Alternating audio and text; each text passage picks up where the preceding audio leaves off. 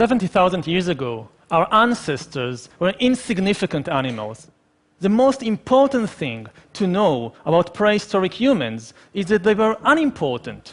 Their impact on the world was not much greater than that of jellyfish or fireflies or woodpeckers. Today, in contrast, we control this planet. And the question is, how did we come from there to here? How did we turn ourselves from insignificant apes minding their own business in a corner of Africa into the rulers of planet Earth? Usually, we look for the difference between us and all the other animals on the individual level. We want to believe, I want to believe, that there is something special about me, about my body, about my brain, that makes me so superior to a dog or a pig or a chimpanzee. But the truth is that on the individual level, I'm embarrassingly similar to a chimpanzee. And if you take me and a chimpanzee and put us together on some lonely island and we had to struggle for survival to see who survives better, I would definitely place my bets on the chimpanzee, not on myself. And this is not something wrong with me personally. I guess if they took almost any one of you and placed you alone with a chimpanzee on some island, the chimpanzee would do much better. The real difference between humans and all other animals is not on the individual level, it's on the collective level.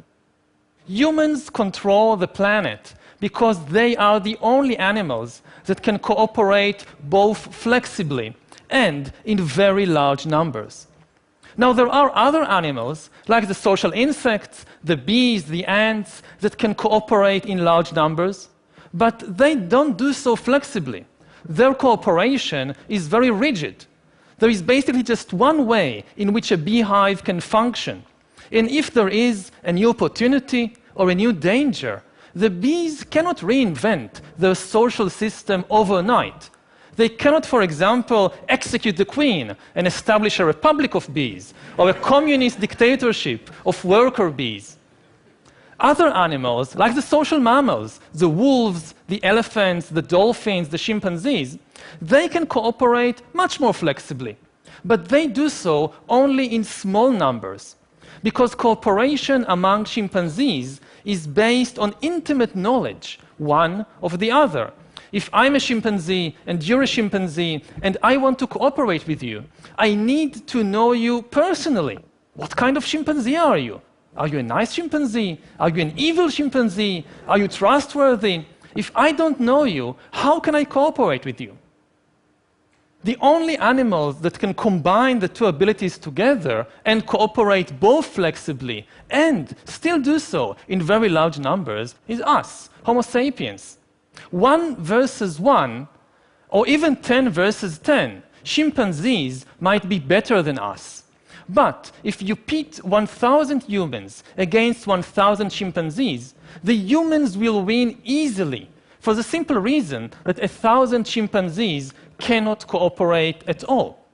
And if you now try to cram 100,000 chimpanzees into Oxford Street, or into Wembley Stadium, or Tiananmen Square, or the Vatican, you will get chaos, complete chaos. Just imagine Wembley Stadium with 100,000 chimpanzees. Complete madness. In contrast, humans normally gather there in tens of thousands, and what we get is not chaos, usually. What we get is extremely sophisticated and effective networks of cooperation. All the huge achievements of humankind throughout history, whether it's building the pyramids or flying to the moon, have been based not on individual abilities, but on this ability to cooperate flexibly in large numbers. Think even about this very talk that I'm giving now. I'm standing here in front of an audience of about 300 or 400 people. Most of you are complete strangers to me. Similarly, I don't really know the people, all the people, who have organized and worked on this event. I don't know the pilot and the crew members of the plane that brought me over here yesterday to London. I don't know the people who invented and manufactured this microphone and these cameras which are recording what I'm saying. I don't know the people who wrote all the books and articles that I've read in preparation for this talk. And I certainly don't know all the people who might be watching this talk over the internet somewhere in Buenos Aires or in New Delhi. Nevertheless, even though we don't know each other, we can work together to create this global exchange of ideas. This is something chimpanzees cannot do. They communicate, of course, but you will never catch a chimpanzee traveling to some distant chimpanzee band to give them a talk about bananas or about elephants or anything else that might interest chimpanzees. Now, cooperation is, of course, not always nice. All the horrible things humans have been doing throughout history, and we have been doing some very horrible things, all those things are also based on large-scale cooperation. Prisons are a system of cooperation. Slaughterhouses are a system of cooperation. Concentration camps are a system of cooperation. Chimpanzees don't have slaughterhouses and prisons and concentration camps. Now, suppose I've managed to convince you, perhaps, that yes, we control the world because we can cooperate flexibly in large numbers. The next question that immediately arises in the mind of inquisitive listener is how exactly do we do it? What enables us, alone of all the animals, to cooperate in such a way? The answer is our imagination.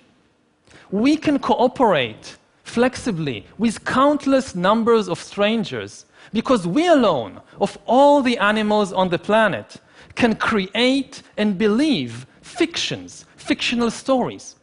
And as long as everybody believes in the same fiction, everybody obeys and follows the same rules, the same norms, the same values. All other animals use their communication system only to describe reality. A chimpanzee may say, look, there is a lion, let's run away. Or look, there is a banana tree over there, let's go and get bananas.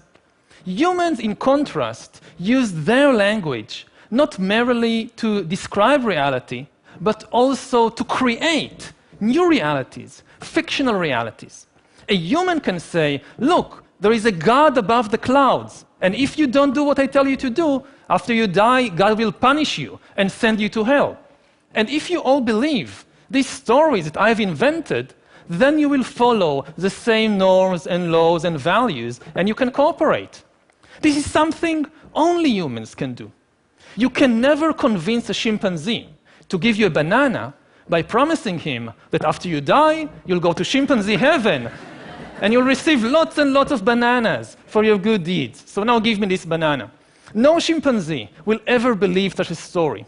Only humans believe such stories, which is why we control the world, whereas the chimpanzees are locked up in zoos and research laboratories. Now, you may find it acceptable that, yes, in the religious field, humans cooperate by believing in the same fictions. Millions of people come together to build a cathedral or a mosque or fight on a crusade or in a jihad because they all believe in the same stories about God and heaven and hell. But what I want to emphasize is that exactly the same mechanism underlies all other forms of mass-scale human cooperation, not only in the religious field. Take, for example, the legal field. Most legal systems today in the world are based on a belief in human rights. But what are human rights? Human rights, just like God and heaven, are just a story that we've invented. They are not an objective reality. They are not some biological fact about Homo sapiens. Take a human being, cut him open, look inside, you will find the heart, the kidneys, neurons, hormones, DNA, but you won't find any rights. The only place you find rights is in the stories that we have invented and spread around over the last few centuries. They may be very positive stories, very good stories, but they are still just fictional stories that we've invented. The same is true of the political field. The most important factors in modern politics are states and nations. But what are states and nations? They are not an objective reality. A mountain is an objective reality. You can see it, you can touch it, you can even smell it. But a nation or a state like Israel or Iran or France or Germany, this is just a story that we've invented and became extremely attached to. The same is true of the economic field. The most important actors today in the global economy are companies and corporations. Many of you perhaps work for a corporation like Google or Toyota or McDonald's. What exactly are these things? They are what lawyers call legal fictions. They are stories invented and maintained by the powerful wizards we call lawyers. And what do corporations do all day? Mostly, they try to make money. Yet what is money? Again, money is not an objective reality. It has no objective value. Take this green piece of paper, the dollar bill, look at it. It has no value. You cannot eat it, you cannot drink it, you cannot wear it. But then come along these master storytellers, the big bankers, the finance ministers, the prime ministers, and they tell us a very convincing story. Look, you see this green piece of paper? It is actually worth 10 bananas. And if I believe it, and you believe it, and everybody believes it, it actually works. I can take this worthless piece of paper, go to the supermarket, give it to a complete stranger whom I've never met before, and get in exchange real bananas, which I can actually eat. This is something amazing. You can never do it with chimpanzees. Chimpanzees trade, of course. Yes, you give me a coconut, I'll give you a banana. That can work. But you give me a worthless piece of paper, and you expect me to give you a banana? No way. What do you think I am, a human? Money, in fact, is the most successful story ever invented and told by humans, because it is the only story everybody believes. Not everybody believes in God. Not everybody believes in human rights. Not everybody believes in nationalism. But everybody believes in money and in the dollar bill. Take even Osama bin Laden. He hated American politics and American religion and American culture, but he had no objection to American dollars. He was quite fond of them, actually. To conclude, then, we humans control the world because we live in a dual reality. All other animals live in an objective reality. Their reality consists of objective entities like rivers and trees and lions and elephants. We humans, we also live in an objective reality. In our world, too, there are rivers and trees and lions and elephants. But over the centuries, we have constructed on top of this objective reality a second layer of fictional reality, a reality made of fictional entities, like nations, like gods, like money, like corporations. And what is amazing, that as history unfolded, this fictional reality became more and more powerful, so that today, the most powerful forces in the world are these fictional entities. Today, the very survival of rivers and trees and lions and elephants depends on the decisions and wishes of fictional entities like the United States, like Google, like the World Bank, entities that exist only in our own imagination. Thank you.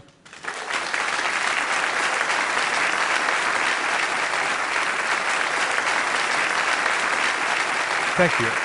Wow. Yuval, you have a new book out. After Sapiens, you wrote another one, and it's out in Hebrew, but not yet translated into I'm working on English. the translation. Okay, in the book, if I understand it correctly, you argue that actually the amazing breakthrough that we are experiencing right now not only will potentially make our life better, but they will create, and I quote you, new classes and new class struggles, just as the Industrial Revolution did. Can you elaborate for us? Yes, in the Industrial Revolution, we saw the creation of a new class of the urban proletariat, and much of the political and social history of the last 200 years involved what to do with this class and the new problems and opportunities. Now, we see the creation of a new massive class of useless people. As computers become better and better in more and more fields, there is a distinct possibility that computers will outperform us in most tasks and will make humans redundant. And then the big political and economic question of the 21st century will be, what do we need humans for? Or at least, what do we need so many humans for? Do you have an answer in the book? At present, the best guess we have is keep them happy with drugs and computer games. But this doesn't sound like a very appealing future. Okay, so you're basically saying in the book, and now that for all the discussion about the growing evidence of significant economic inequality, we are just kind of at the beginning of the process? Again, it's not a prophecy. It's seeing all kinds of possibilities before us. One possibility is this creation of a new massive class of useless people. Another possibility is the division of humankind into different biological castes, with the rich being upgraded into virtual gods and the poor being degraded to this level of useless people. I feel there is another TED Talk coming up in a year or two. Thank you, Yuval, for making the trip. Thank you. Thanks.